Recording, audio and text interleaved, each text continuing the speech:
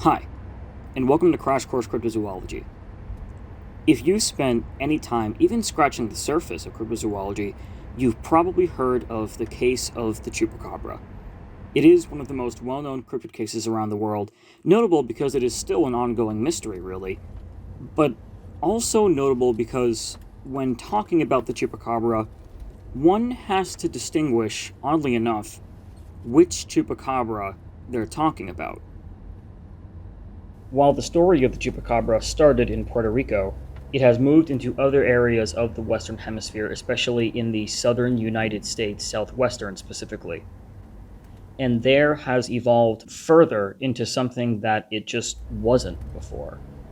And we're presented with a whole new set of questions about this mystery because of that. Chupacabra itself is a Spanish term roughly meaning sucker of goats, which refers to its believed ability to suck the blood out of livestock which it victimizes. In Puerto Rico, sightings first were popularly mentioned in the 1990s, although there is some pretty heavy evidence that there was similar activity to this, even if it was nameless activity, before the 90s. Farmers in Puerto Rico would often find that their livestock had been attacked during the night, not eaten, but attacked, and that the specific mode of attack involved the animal, whatever it had been, puncturing the livestock, usually around the jugular, and either the pooling in the body or the near complete removal of some of the blood of the animals. For a typical carnivore, this is already a very unusual phenomenon, which is why it grabbed so much attention. It was very strange. We know of some animals, like foxes, which will hunt for sport, but at the magnitude that was being seen in Puerto Rico in the 90s was just unheard of. Especially considering the method of killing was rather specific. So the name Chupacabra came into use. In Puerto Rico, the Chupacabra, for those who claim to have actually seen the creature, was described as an almost gargoyle-like creature, with the mixed appearance of a small primate and a reptile and even a bat. Some people even claimed that the animal made its quick escapes by jumping like a kangaroo. In the early 2000s, the legend of the Chupacabra and the evidence mounting for an animal actually being behind these kinds of attacks mounted very heavily as sightings of similar creatures and confirmations of similar incidents happening in the southwestern United States as well as in Mexico began to crop up. Visual evidence hit an all-time high at this point. People were reporting sightings of these strange, hairless canine type creatures, which were significantly different from what was described in Puerto Rico, but the scene of the crime, so to speak, was almost identical every time. There was dash cam footage recorded by police departments, photographs taken, and most significantly, several bodies were recovered, one of which underwent DNA testing. In 2007, in Cuero, Texas, nutritionist Phyllis Canyon was noticing that her chickens were being killed in a very similar fashion, and on several occasions had actually seen this hairless canine variation, if you will, of the Chupacabra, or what people were calling the Chupacabra, around her property. Eventually, she found it dead. Phyllis assumed that it had either died or been hit by a car. This now dead specimen was responsible for the killing of 28 different chickens.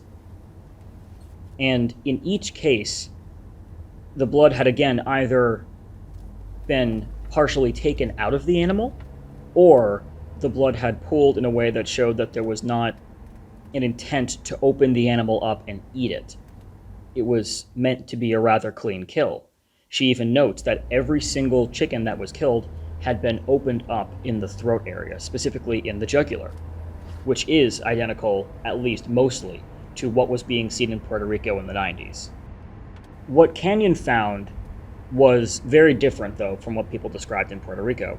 Again, the North American variation of this story has a strange visual aspect to it in the sense that it doesn't match visually with the Puerto Rico phenomenon. Essentially, what she found was this hairless canine with a skin very close to the epidermis of an elephant, no hair on the body, very bold blue eyes, and several other features which we will discuss that separated it to some extent from known canines. Even though this was unusual, there were several things about it that certainly seemed to point to at least a discernible identity. For example, generally speaking, the carcass, which is now actually mounted and taxidermied inside Phyllis Canyon's home, basically resembles a mangy coyote, granted with a very, very, very serious case of mange, but something that several experts have said is entirely possible, albeit the worst case they've seen. Canyon saved up the money to do DNA testing on this animal to figure out what kind of canine she was looking at, and the DNA test came back suggesting that the animal was a hybrid between a coyote and a Mexican wolf. Specifically, that the mother of the animal had been a coyote, but the father had been a Mexican wolf. That being said, there's some strange things about the carcass that Canyon has noted that don't necessarily call that into question, but perhaps call into question the extent to which that genetic information is actually zoologically important. Quoting an article from the Huffington Post, for instance, Canyon's quote-unquote blue dog, referring to the skin coloration, has 3 phalanges or toes on the front paws, while wolves and coyotes both have 4, and it only has 4 teats, whereas most other canines have between 8 to 10. There are also 2 strange pouches on the both sides of the tail that were not infected glands. Quote, I cut into one for a DNA test, and there was nothing but red solid meat, unquote, she said. So there are features of this thing that are very strange, and nothing that perhaps we couldn't explain with a mutation as a result of a very strange hybridization that is unusual in the wild.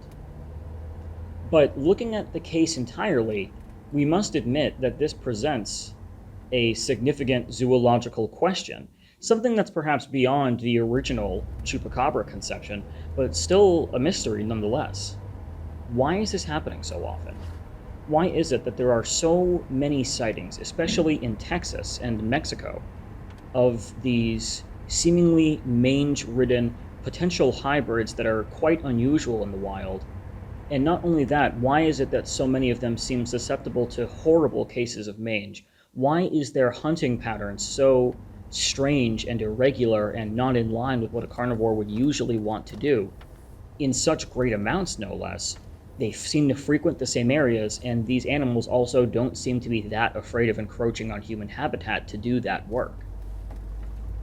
So, when talking about what some people have deemed the blue dog Chupacabra, there are some heavy questions to think about. There's something very clearly off about this population of canines. Whether they're a completely known or identified species or not, a strange zoological phenomenon is taking place, and it can't be answered just by saying it's coyotes with mange. That doesn't explain the behavior, it doesn't explain the extra anatomical features that Phyllis Canyon observed, ones that are actually symmetrical, which is rather strange as well. Are these adaptations? After all, if the concept of the separation of species through evolution is something that's decided by mutations occurring in offspring and those mutations being passed on to future offspring, depending whether or not they were helpful in the animal's environment, just by chance really, is it possible that something that at first might not seem like a new species actually might need to be classified as a new species, a new set of anatomical features, as well as potentially a new set of behaviors to look out for, and perhaps even a susceptibility to things like mange, or perhaps some other diseases?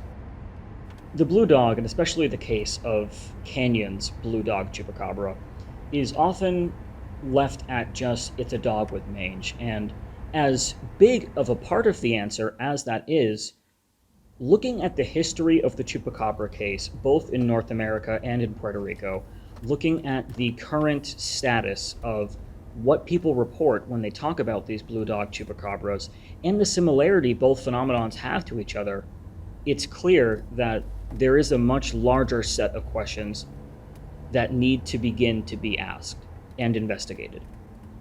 It's a strange phenomenon, and we don't have the answers yet, and that's why we're asking those questions.